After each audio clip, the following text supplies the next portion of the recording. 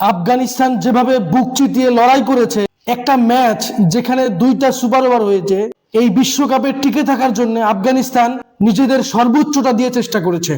আমাদেরকে একটা জিনিস খুব ভালোভাবে মনে রাখতে হবে, আফগানিস্তান সাধারণ কোনো দল না যে তারা শুধু বিশ্বকাপে অংশগ্রহণ করতে এসেছে। 2024 টি-20 ওয়ার্ল্ড কাপে এই আফগানিস্তান নিউজিল্যান্ডকে হারিয়েছে, অস্ট্রেলিয়ার মতো বিশ্ব চ্যাম্পিয়নদেরকে তারা হারিয়েছে এবং প্রথমবারের মতো আইসিসি কোনো টুর্নামেন্টে আফগানিস্তান সেমিফাইনাল খেলেছে।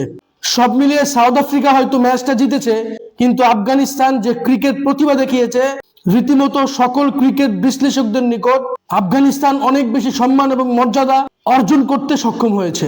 তাদের কোচিং স্টাফে ইংল্যান্ডের জনাথন ট্রট যুক্ত হওয়ার পর থেকে আফগানিস্তান অন্য লেভেলে ক্রিকেট খেলছে। আফগানিস্তান যেই দিকগুলোকে গুরুত্ব দিয়ে তারা এগিয়ে যাচ্ছে, বাংলাদেশ ঠিক সেই বিষয়গুলোর দিকে গুরুত্ব না দিয়ে দিন দিন পিছিয়ে পড়ছে।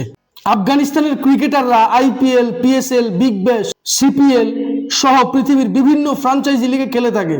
সেখানে বাংলাদেশ থেকে মাত্র 2-1 ক্রিকেটার আছে যারা আইপিএল, পিএসএল, বিগ ব্যাশ পৃথিবীর অন্যান্য বড় লিগে সুযোগ পায়। বাংলাদেশের ঘরোয়া লিগ বিপিএল পৃথিবীর সবচাইতে বাজে লিগ, যার ফলে এখান থেকে বড় কোনো প্রতিভা উঠে আসার সুযোগ হয় না।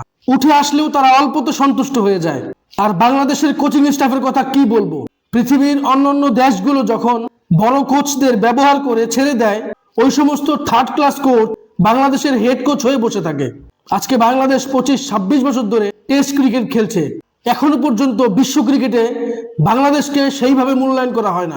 এর সবচেয়ে বড় কারণ Bangladesh India, Australia, England, New Zealand, south Africa এদের সাথে ওই লেভেলের টপ ক্লাস ফাইট তারা দিতে পারে না, যার ফলে যে কোনো টুর্নামেন্টের শুরুতেই বাংলাদেশকে সবার আগে অবমূল্যায়ন করা হয়। যাই হোক, আফগানিস্তান যেভাবে আগাচ্ছে, অতি অল্প সময় আফগানিস্তান যে কোনো একটি আইসিসি ট্রফি জিততে চলেছে।